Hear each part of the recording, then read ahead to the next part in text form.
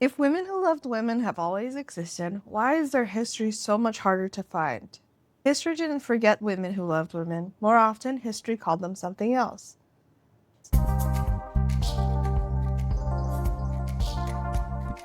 Hey class, welcome to Abroad Sex Education, the sex education you deserve that actually makes sense. I'm your host, sex educator, and lecturer on ladies who love ladies, Sin. And today, my co-host is Asa. Hello. Hello. I also love ladies. You and the lesbians have that in common. The ladies? All of them, plural? Well, only one lady. For most of history, women who loved women weren't arrested because they were lesbians. They weren't acknowledged at all. While gay men were often criminalized, women who loved women frequently disappeared from historical record entirely. Today, we're exploring what happens when an entire group of people isn't erased by burning books, but pretending they never existed in the first place. This podcast is a sex education resource for adults. We have real, inclusive conversations about human sexuality, pleasure, relationships, gender, identity, and more. Some topics may feel explicit or sensitive. Our goal is to break the stigma and offer the kind of sex education many of us never got. We're learning too, and we're bringing what we learn here so we can all grow together. You deserve to know what this is about so you can make an informed choice to listen. Or not. That's what consent looks like, even here. Today's episode is called Hidden in Plain Sight, a history of lesbianism. This is lesson 16, and it's a Pride Month special. So happy Pride, Yay. everyone. Happy Pride. Happy Pride Month. Lesbians have done a lot. And again, like I mentioned, they've been hidden in plain sight, and their history has been either been overlooked or dismissed or erased. And I wanted to start there because there was a lot of influence, especially in the United States, in the gay rights movement at the time that lesbians contributed to. So I wanted to talk about that too. Super cool. I've actually never really thought too much about the history behind, lesbianism is a specific group. So, yeah, excited. Awesome. Okay. In today's lesson, we're taking a global journey through lesbian history. First, we're going to go into geography, where we'll explore where these stories happened and how different cultures viewed relationships between women. Then we'll go into history about how lesbians helped build the LGBTQ plus movement. And then lastly, we're going to have a pop quiz, which is going to be everything that we learned. Great. Excellent. Awesome. I'm excited to learn new things. Yay. All right. So, what is a lesbian? What is a lesbian? Do you know? A woman who is attracted to a woman. Yes. Lesbians are women who have romantic and sexual attractions toward women. This is a modern identity label because throughout history, people weren't calling women who were in relationships with other women as lesbians. So this is a relatively modern term. In history, they've historically been labeled different things, which we'll go through, but some of them were considered romantic friendships, Boston marriages, tribads, which is a historical European term and could apparently be considered offensive. Tridad? Tribad. Tribad. Another term is sapphist, but a sapphist is any woman who experiences sexual and romantic attraction to women. So that includes bisexual women, omnisexual women, and pansexual women as well. All those sound like negative terms to me. Sapphist? Yeah, doesn't that sound? I mean, just it kind of have seems like it has a connotation of like like you're a Satanist, you know? Like that's what it sounds like to me. Well, we'll go into where it comes from actually, like the etymology of the word too. Cool. Yeah. So, not every historical figure has used the term lesbian. So, when we go throughout history, I'm not going to actually be like, this person was a lesbian, because if they actively didn't identify them, but if they had some homoerotic tendencies, then they will be mentioned. There was a quote that I really liked that I found from the Lesbian History Group in 1989. They said, a woman who never married, who lived with another woman, whose friends were mostly women, or who moved in known lesbian or mixed gay circles may well have been a lesbian. But this sort of evidence is not proof. What our critics want is incontrovertible evidence of sexual activity between women, and this is almost impossible to find. Yeah, that makes sense. female sexuality has been overlooked or also deemed non-existent Right. in some spaces. So, Let alone female with females. yeah, right. Or women with women. They didn't think that they could enjoy sex with a man, let alone another woman, you know? So, this is why we should talk about it. Because it was so overlooked for such a long time, I thought it would be really good. But we have to start with the little island that I have a picture of on our screen. So it's a little island off the coast of Greece. This is the island of Lesbos, Ah, okay. which we will get into in our geography section. Yay. So the term lesbian actually comes from an island off the coast of Greece. It's called Lesbos. The word lesbian actually means Of Lesbos. a person from Lesbos. So the community of Lesbos at some earlier point previously was not too happy that the identity of lesbian was associated with their name. But the reason why Lesbos is associated with lesbianism is because of this poetress. And usually, if I say the poetress, people know who I'm talking about. But her name is interesting. Sappho. Oh, interesting. So that's Sapphic. Got it. Sappho was a poetress from ancient Greece, and she was known for her lyric poetry, so her poetry put to music. She led intimate aristocratic female circles on the island of Lesbos, dedicated to beauty, the arts, and mentorship, and they worshipped Aphrodite. Nice. Yeah, that makes sense. And she was known as like one of the huge poets at the time. Like a lot of people in that time. A well-known poet. She was a very well-known poet at the time. Not just for her other activities, but just as a poetess. Yeah. Got it. Like when audience would say the poetress, they already knew who it was Yeah. immediately.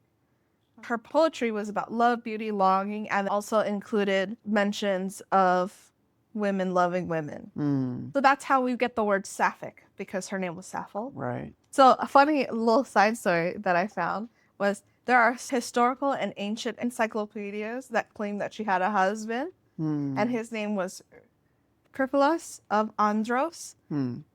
So on record, that's his name.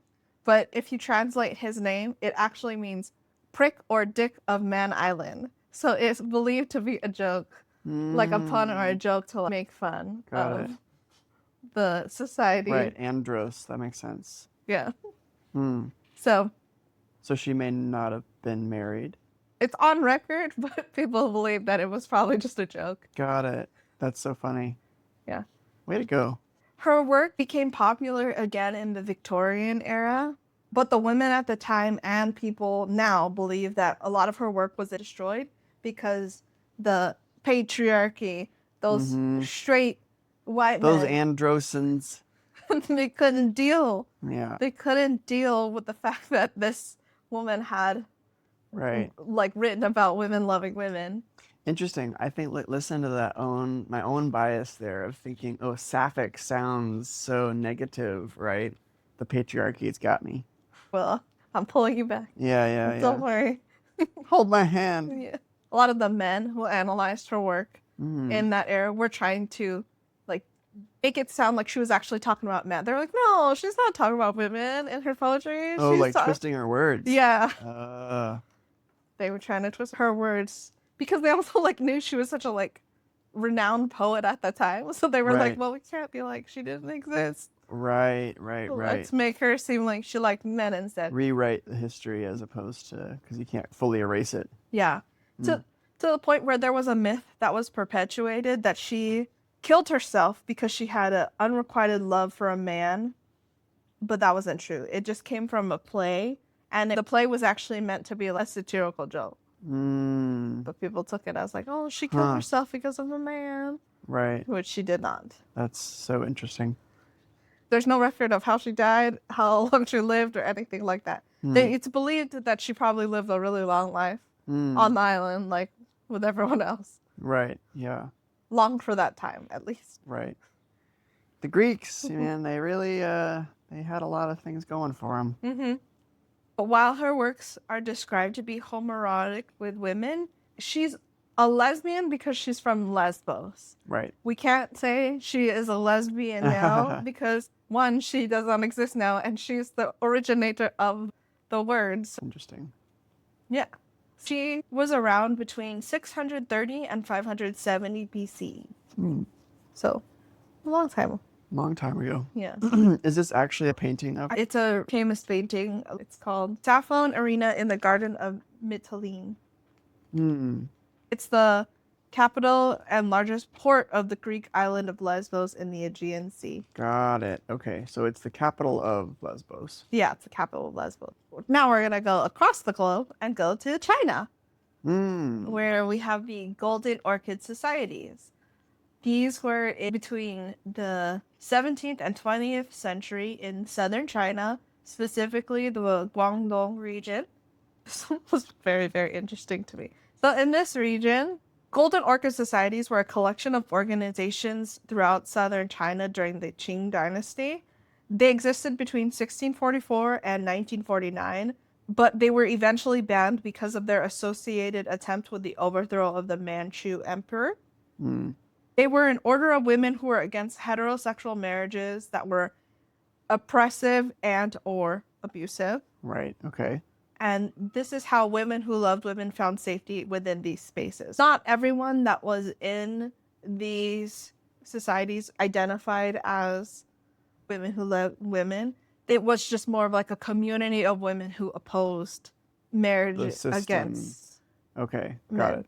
So not necessarily strictly women who were attracted to women, but just kind of fighting the requirement of them to be married off to men in the southern China area. Got it. Within these societies, they would have lifelong female partnerships and marriage-like ceremonies. I have a quote from Papuan from a record of Chinese customs in Guangzhou, which shows the ceremony, which was, if two women have intentions towards each other, one of them would prepare peanut candy, dates, and other goods as a gift to show her intent. If the other woman accepts the gift, she is now bound by honor to her suitor. If she refuses the gift, it is a rejection of the proposal. Afterwards, there would be a contract signing ceremony to follow up with these. And a lot of the time, the women were able to financially support themselves within these communities because of the silk industry booming in China. Okay. And so they were pretty socially accepted, I would say. Not completely. Ideally, families would still want to marry you off to a man. However, if a family tried to marry their daughter off to a man, but they wanted to be part of these societies and they just like opposed it, on their wedding night, they would fight back. They would like resist the marital act. Right. So that it would void the contract. Got it. And Interesting. then those women would get sent back as rejected wives. And that would bring a lot of like shame on the family. To the family. Right. And these women would go to the Golden Orchid Societies and go into those relationships there, and the families would be okay with it because they're like, oh, okay, well, we're already shamed. Yeah. Someone wants you, that's fine. Interesting. Yeah. And because they were not a financial burden to their families anymore. Right. They had a way to get rid of their daughters who no longer were eligible suitors, or no longer were eligible for suitors. Yeah. And at the time, they allowed women in these societies to adopt daughters and inherit their property. So it was kind of like a matriarchal society. That's super interesting because I know that there were, like, China has always historically given me the evidence of like very strict, very like strong-willed of like the government sort of vibe. So it's really interesting that there was able to be, I mean, 3 centuries, right? 3 centuries of time of this kind of pocket of the country where these ceremonies were allowed to take place. Yeah, they allowed it to take place for a long time until they were associated with the overthrow of the Manchu emperor. Right. But there were still problems with it. Like if a woman broke the oath of marriage by getting with a man, she was publicly shamed and beaten. They also would be allowed to marry themselves And they would signal this by like, styling their hair in the way that would be like married women in China would just style their hair in a specific way to signal to other people and other suitors that they were taken. Right. And so women who wanted to marry themselves would style their hair in this specific way to The like same way. yeah, the same way to like signal like the marriage to themselves. Yeah. So this was great for anyone that was identified as asexual Right. because they could still have like a romantic relationship with someone, but they could still have a non-sexual relationship as well. But again, if broke their marriage oath, even to themselves, they would still be publicly shamed and beaten. Right. I still think that's pretty impressive because I don't historically think of China as a place where there was much freedom of expression in that way. So that's actually really interesting to see that there was such a space. I'm curious, like, why did that specific region become the kind of go-to place for this? Because obviously, like, it's very hyper-localized in that very southern part of China. So it's kind of interesting. Was it far away from, the center of the Chinese power at that time, and that's why it was able to be kind of kept alone, or what? Yeah, because it was the booming silk industry. Because of the region that it was in was a port. It's right by the ocean, like Right. beyond this map. It was close by the water, and so that made the jobs for processing silk possible for them to get the jobs to be able to support themselves. Right. So I don't think it expanded because of the lack of work women could have in other Right. regions. So this is kind of the same, I guess, same kind of principle that happens like even now, right? Is like your larger metropolitan areas where there are more people and more jobs and more wealth are also where you have the highest diversity in terms of sexual orientation that's outed and very visible, right? As opposed to when I think of like the rural Midwest, not as much, right? Because there is a lot less opportunity, less diversity, less change or exposure to new people or wealth or opportunities, right? So yeah, that makes sense actually. Very interesting. Now we're going to go to England to visit Anne Lister. Anne Lister is considered the first modern lesbian. She was using the actual word lesbian. Yes. Okay. She was considered the first modern lesbian. She's from England and she lived between 1791 and 1840. I have a picture of her on the presentation, but she was known to be muscular, androgynous, and always wearing black, which was typical for the men at the time. Yeah. And she was also referred to, they made fun of her by calling her Gentleman Jack. Oh, interesting. I think I've heard Gentleman Jack before. I have not heard of Anne Lister that I know of. Yeah. That was her like societal nickname, but it was their way of bullying her and making. Yeah. More recently, they found her diaries that was written in code, and a bunch of letters that she had also that were written in code between her and her partners. And she would describe her lesbian identity, her affairs, and methods of seduction in these diaries. Okay. And her methods of seduction, I've already written down the list of what she would do. For your own future use. They're great because so her methods of seduction include intense and intellectual conversations. Okay. Building emotional intimacy by listening, offering advice, being supportive, and cultivating deep trust.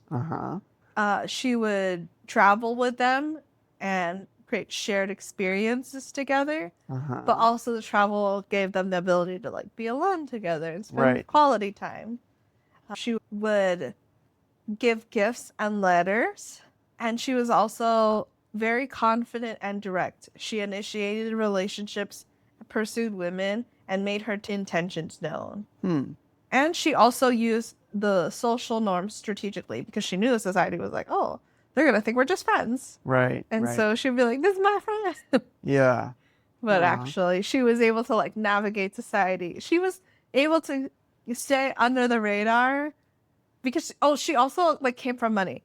Her family had money, so she had like inherited a bunch of money too. Yeah. That's so interesting. I think, a lot of those kind of principles, you called them methods of seduction. Seduction, but those are just kind of like how to have a good relationship with somebody. Right. Most of them are like love language. Yeah, right. Love languages. So she knew the love languages before That's great. anyone else. She quote unquote married Anne Walker, who was a wealthy heiress at the time, at the Holy Trinity Church in York. Mm-hmm. And this is known as the birthplace of lesbian marriage in England. Ah, okay. Interesting. It obviously was not recognized by the government, but Right. it was like their kind of like ceremonial commitment to each In New other. York? In York. Oh, in York. Okay, got it. York, England. Yes, York, England. Yeah. I was like, I don't know if they had the option to go to New York at that time. Okay, got it. A lot of her work was preserved, and like I said, she was considered the first modern lesbian. But one thing I thought you would just enjoy this fact: she loved hiking. She was a huge hiker, and she was the first tourist to complete the hike of Vignamale, Vignamale. which is the highest peak within the French Pyrenees. She scaled the highest peak of this French She was Pyrenees. a serious hiker then. Yeah. Serious hiker. Yeah. Yeah. Props. I like her. Yeah. Super cool. Mm-hmm. All right. What was her kind of role in society? Was she a... She's a nobleman. Just A noble woman. person. Yeah. Yeah, got it. So, just She an was aristocrat. Yeah. And then she was really famous because of her diaries. Uh-huh. They were preserved, and then they coded the diaries so they could Yeah. figure out what she was saying. I see. Got it. Yeah. All right.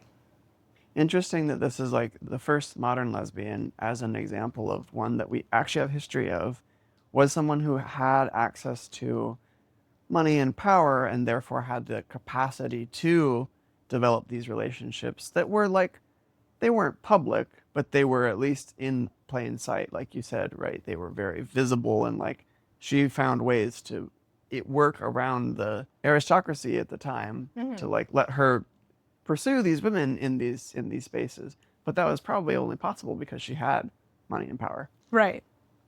That's a good point. All right. Next, we're going to go back to the U.S. We're going to come back to the U.S. All right.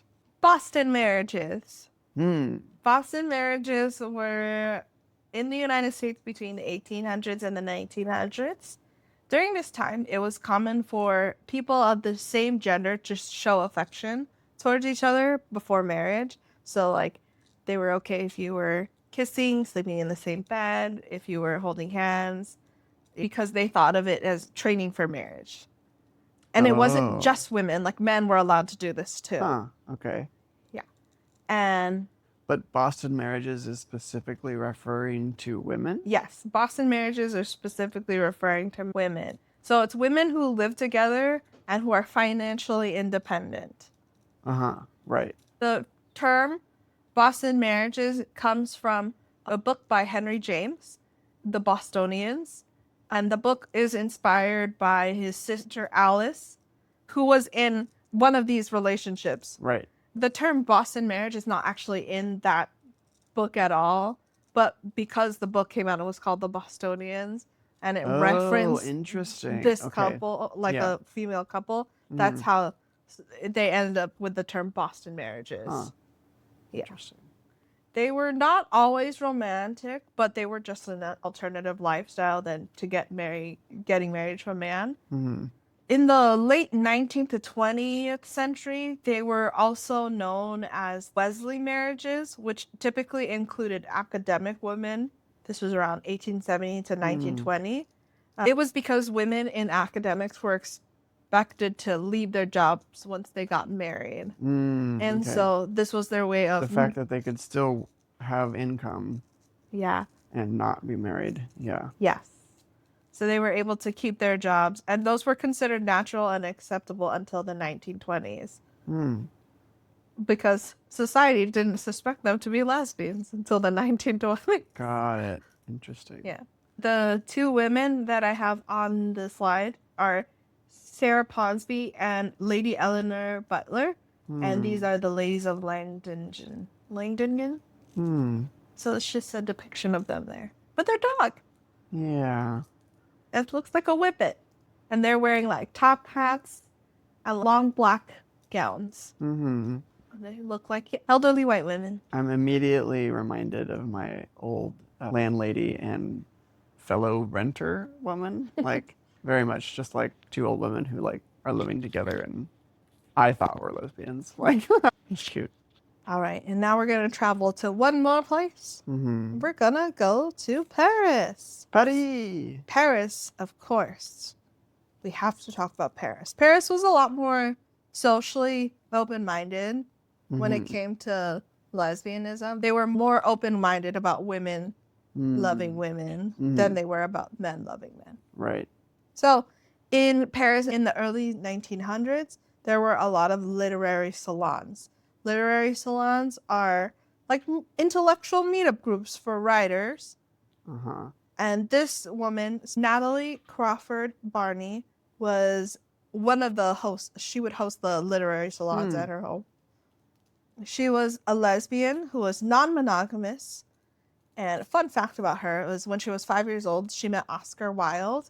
And when she was like on vacation with her mom, she was from the United States and then moved to Paris. But she met Oscar Wilde and she like ran up to him and he was like, oh, she's adorable. Like he engaged with her.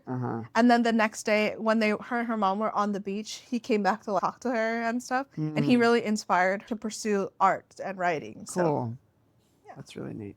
At her salons, there was a lot of the international community. So they had like American, French, and British authors come visit.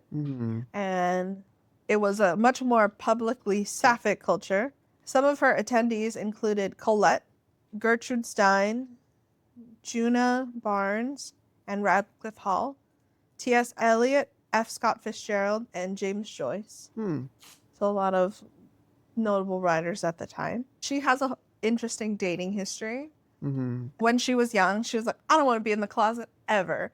And so she went to Paris and was like, I'm going to be open. And like, and so she was a very openly lesbian and very openly non-monogamous. Yeah. Her most notable relationships, like her two main ones, were Elizabeth Cormon. She was a French duchess and writer, and then an American painter known as Romaine Brooks. She also briefly dated Oscar Wilde's niece, Dolly Wilde. Interesting. But Romaine Brooks did not like her because she was like, she's toxic. And then she ended up giving Natalie Barney Clifford an ultimatum, like, it's either her or me. Like, you have to choose. Like, she just was not about her. Interesting. And so The drama.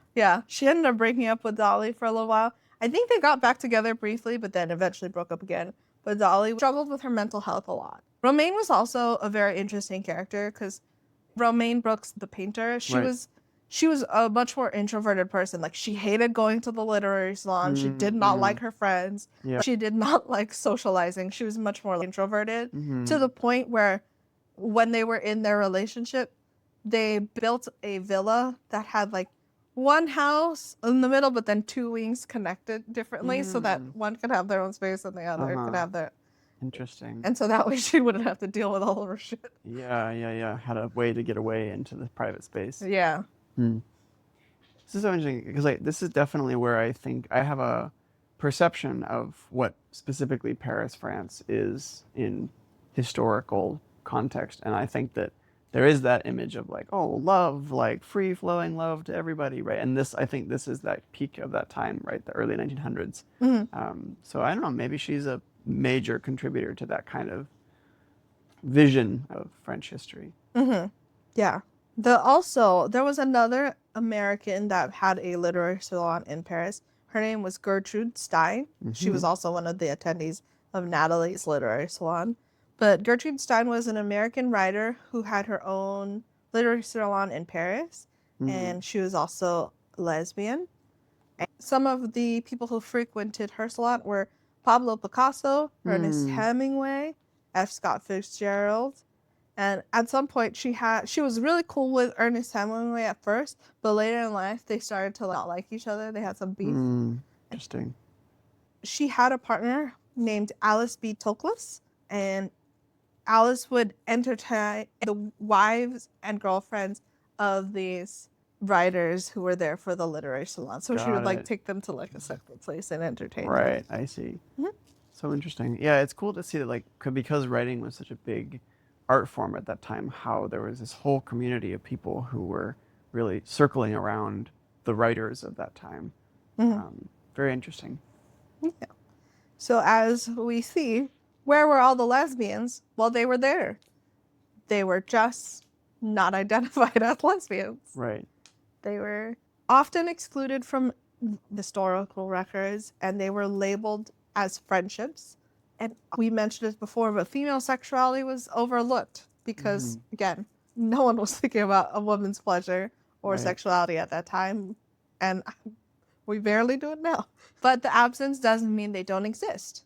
And even with these examples, the only reason we have a record of it, like with Sappho, it was her works were preserved because she was such a important poetress at the time. Right. For Anne Lister, they just found her diaries and like They had decoded all of something that they could stuff. actually reference to Yeah. read into the document of saying, oh, yes, I did actually have sexual relations with that woman. Right. All right. So we visited Greece, China, United States, and France. So why are those the only ones we visited? Well, one of the reasons lesbian history feels invisible is because many women who shaped LGBTQ plus history weren't remembered as prominently as the movements they helped to build, which is what we're going to talk about in our Herstory segment. Herstory. Yay. Herstory, which is history, but hers. This is U.S. Herstory. Lesbian history wasn't just a history of love. It's a history about community building, activism, visibility, and showing up for one another. So we have to start with the Daughters of Bilitis and the ladder. The Daughters of Bilitis were the first national lesbian organization that was founded in San Francisco in 1955. The initial idea of it was a social club. It came from a Filipino woman named Rosalie Rose Bamberger, and her idea was that it was going to be a social club for lesbian women to hang out.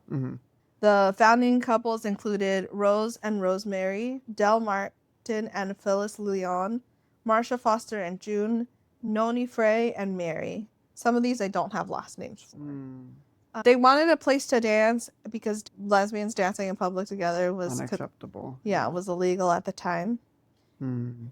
A year later, this ended up growing from a social group to a more activist, like a advocacy organization. And a year after its creation, most of the founding members were gone except for Del and Phyllis Leon. Del and Martin and Phyllis Leon were like the known members of it. Got it. And we'll come back to them. They're important. So, yeah.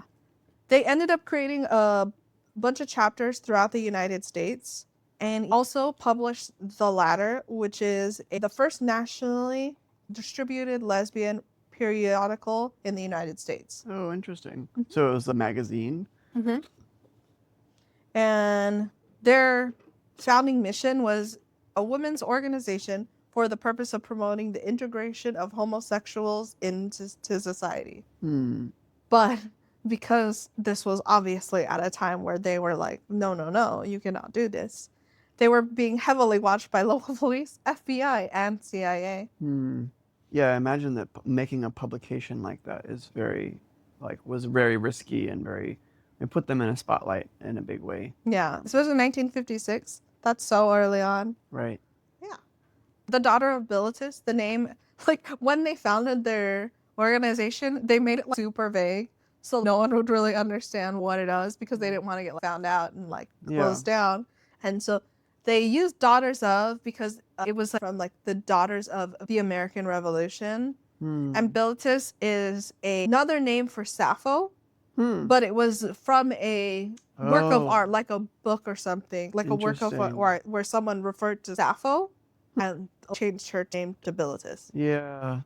Interesting. So it was Daughters of Sappho, but not conveyed that way. Yeah. Next, we have to we have to talk about what started the LGBTQ movement in the United States, which is the Stonewall. But we're specifically going to talk about Storm de la Rue. Do you know what Stonewall is? Yeah. Okay. So the Stonewall riots were spontaneous riots against the police when they raided the Stonewall Inn bar on June 28th of 1969 and this sparked the beginning of the gay rights movement.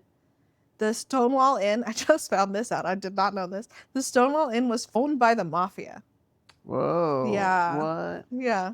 Crazy. And because they were like, we want your money. Go ahead and come here. They were like allowing care. anyone to come in. But there were a lot of police raids before this to find the gay community and take them out. But this was different than typical police raids because usually they would notify the bar, like, hey, the police are coming. And so they never notified the mafia that the police were coming to the Stonewall Inn bar.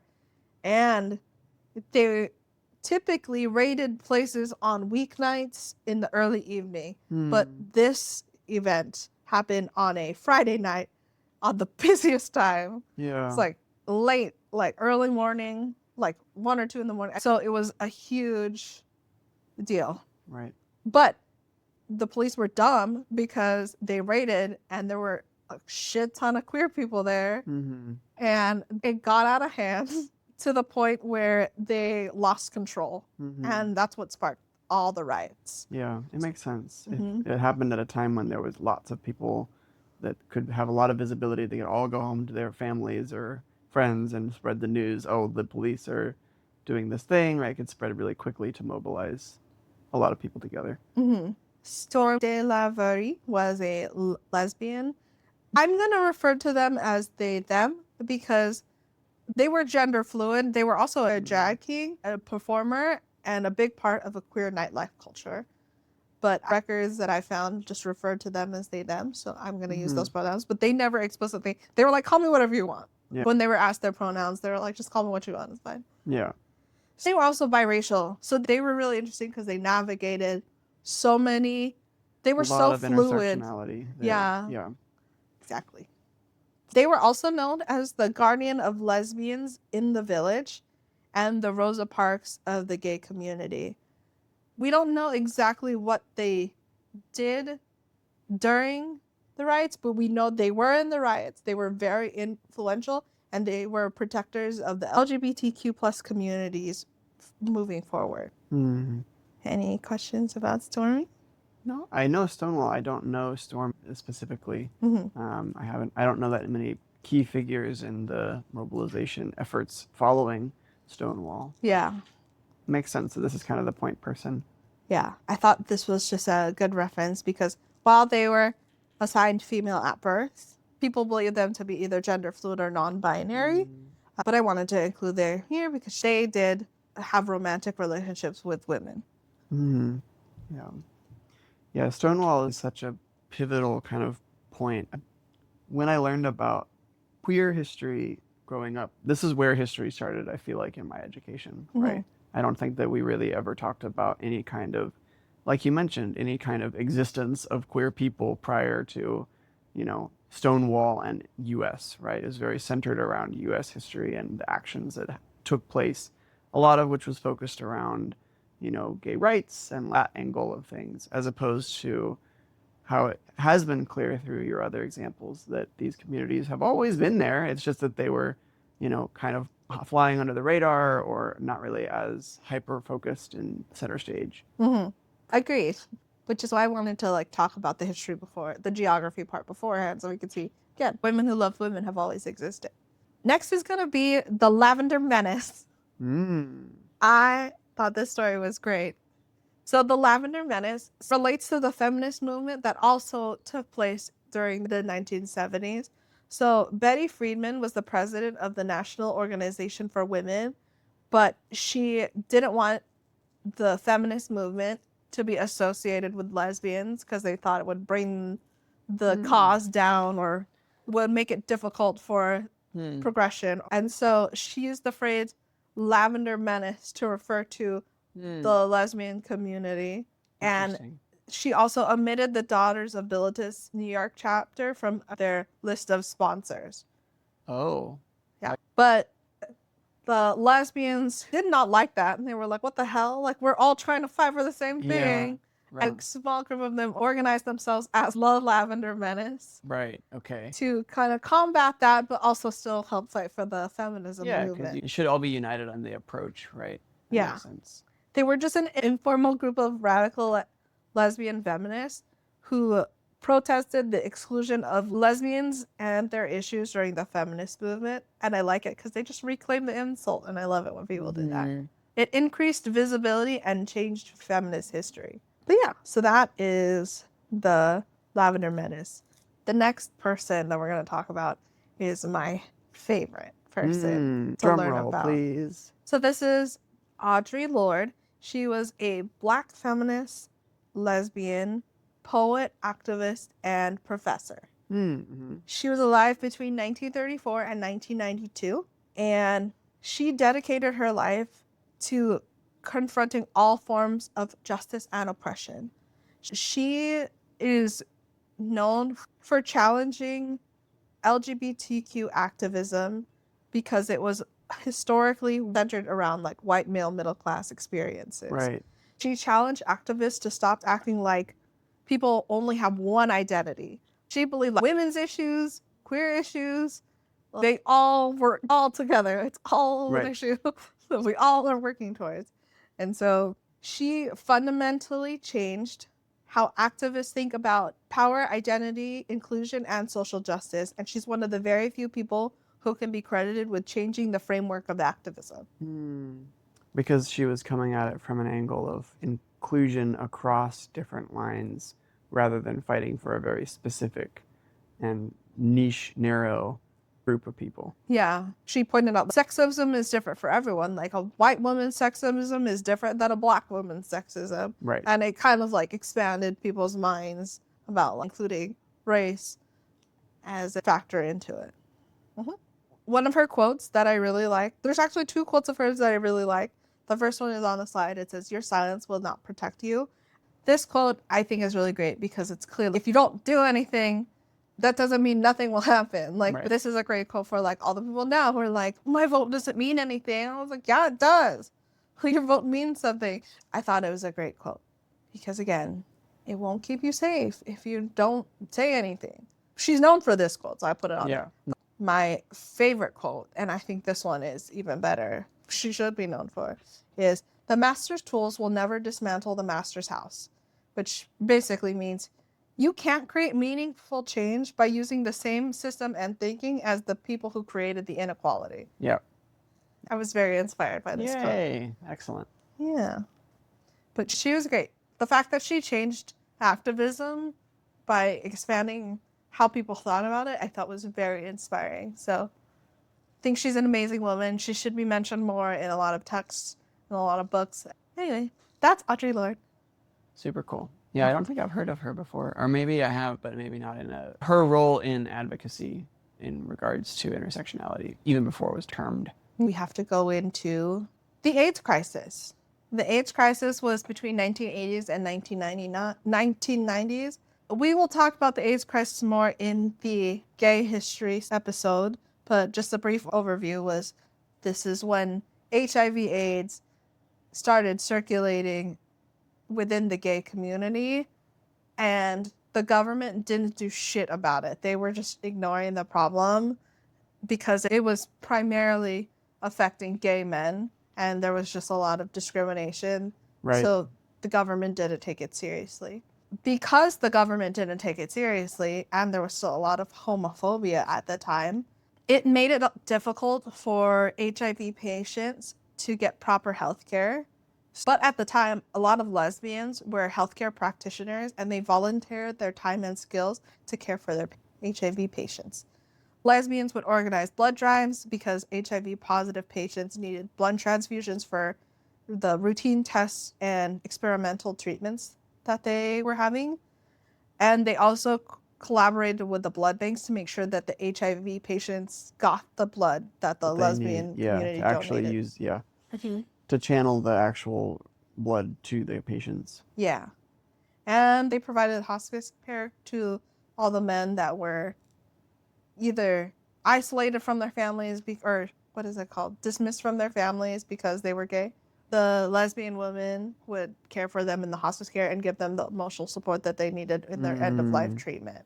And also remember at this time, they didn't really know anything about HIV/AIDS. So they It was an unknown. Yeah. Yeah. So at first they were like, oh my God, it's going to spread. But when it was like only between gay men, they were like, oh, it's only like a sexual. Transmitted Yeah. disease. Yeah. They also raised awareness about HIV and also promoted safe sex practices as well. They were really important to the AIDS crisis. And when I found this out, I was like, why don't people talk about this more either? Everyone talks about like the AIDS crisis, but there's such an erasure of the impact that lesbians have made in the community or in the world. And so I think bringing them to the forefront, especially with how they didn't have to do anything to help, but they were like, oh my God, they The government's not doing anything for Yeah. you, and we are nurses, and we can help. Oh my Yeah. God, we will. Right. Yeah. So it's great. It's great to know. Now we're going to go back to Del Martin and Phyllis Leon. These were the two women that were the founders of the Daughters of Bilitis. Mm-hmm. They were lifelong partners, activists, and they lived a long time, so they witnessed the historic change. Wow. Yeah. But in 2004, they were the first same-sex couple to get married in San Francisco by the city. Really? Yes. Whoa, that's fascinating. Yeah. And then the California Supreme Court invalidated that marriage. Okay. Yeah, okay. Nice. And then in 2008, same-sex marriage became legal in California, and so they got married again. Yay. Yes. And at that time, Del was 87 years old and Phyllis was 83 years old. Wow, that's really amazing. Yeah. So it's really cool that while it took them that long to finally get married, it was Yeah. nice that they were recognized and are such an impactful part of the history. So when did they get married the first time? In San 2004, Francisco? 2004. Wow. and then 2008, they got married again. Mm. Yeah. But So- they had been together the entire time since 1955. Yeah, of course, but it's the act of actually having the city in that case recognize them. So, what can we learn from lesbians? That communities can create change. This is why I think community building is so important. I mean, we've talked about it in other episodes, but developing a community is how we get things to change in the world. And visibility requires advocacy. You have to do something about if you're not happy with where you're at. That's why I appreciate Audre Lorde's contributions. Progress takes a coalition to build, and we've seen that not just through queer history, but in all moments in history, people coming together and organizing to demand change and then getting that change. And history is shaped by who we remember. So let's remember these people. Mhm. Lesbians deserve to be remembered. Right. The Daughters of Bilitis built the community. Stonewall helped spark the movement. The Lavender Menace demanded the visibility. Audre Lorde expanded the conversation to include more people. Lesbians provided the care during the AIDS crisis. And Del Martin and Phyllis Leon got to witness decades of change. So it came full circle.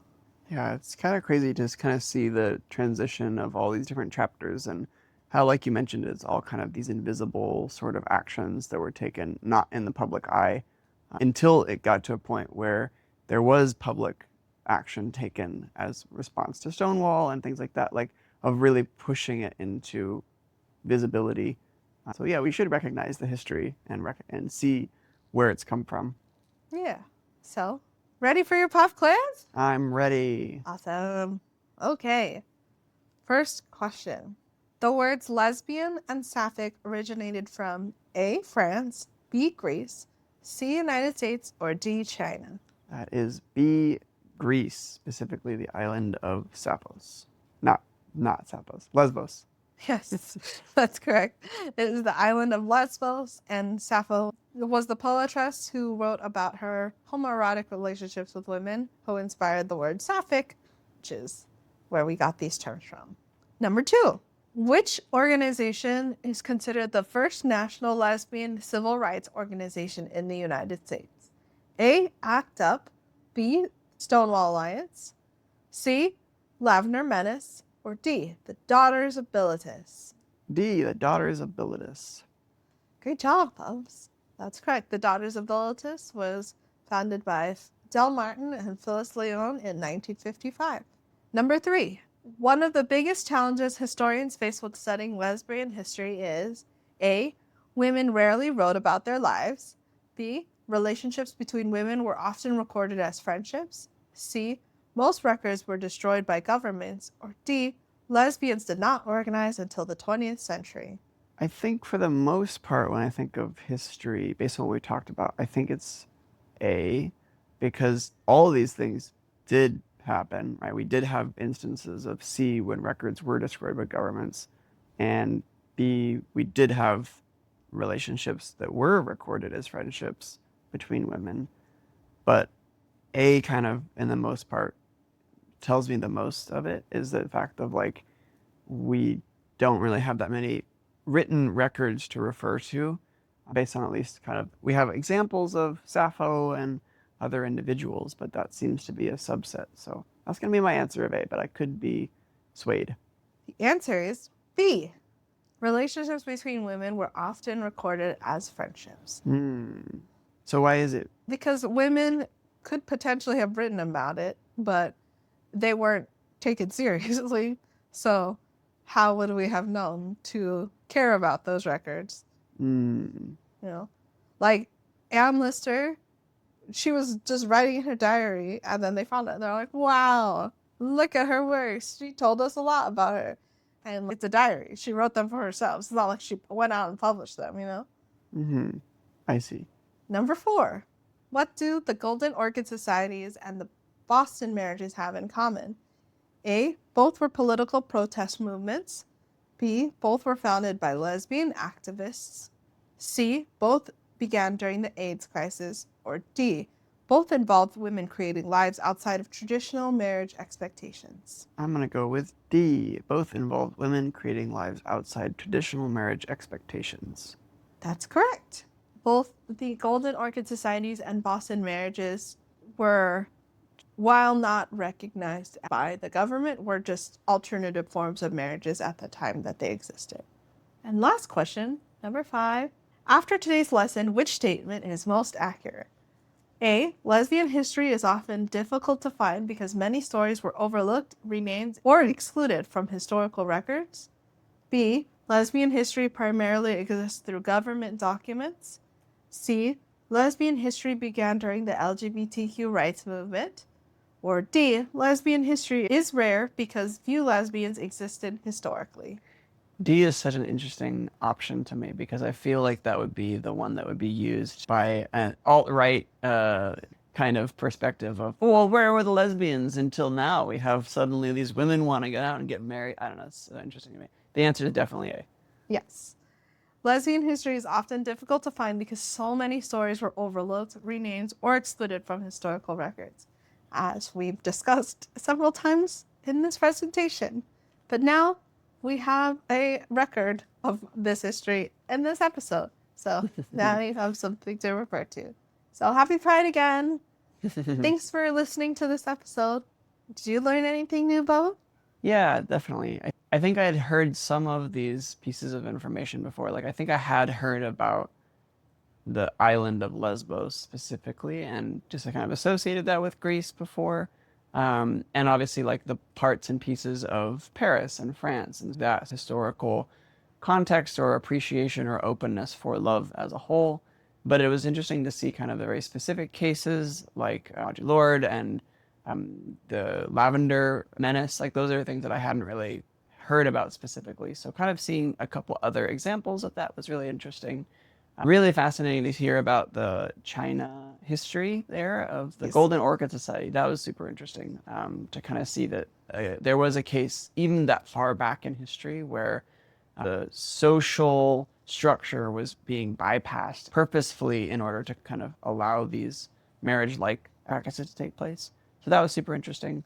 And then wild to think that the first marriage that happened in San Fran was from the two representatives, major influences of this Daughters of Bilitis group. That's super cool. I did not know that at all. So. Yeah, I thought that was really cool too. I was like, yay, California. I mean, the Supreme Court of California, even though they invalidated it, I think it's nice that it's still like recognized as like the first lesbian marriage Right. in California. So that was great. Happy Pride. Happy Pride, everyone. Next week, we're going to do gay history. So the history of the gay community.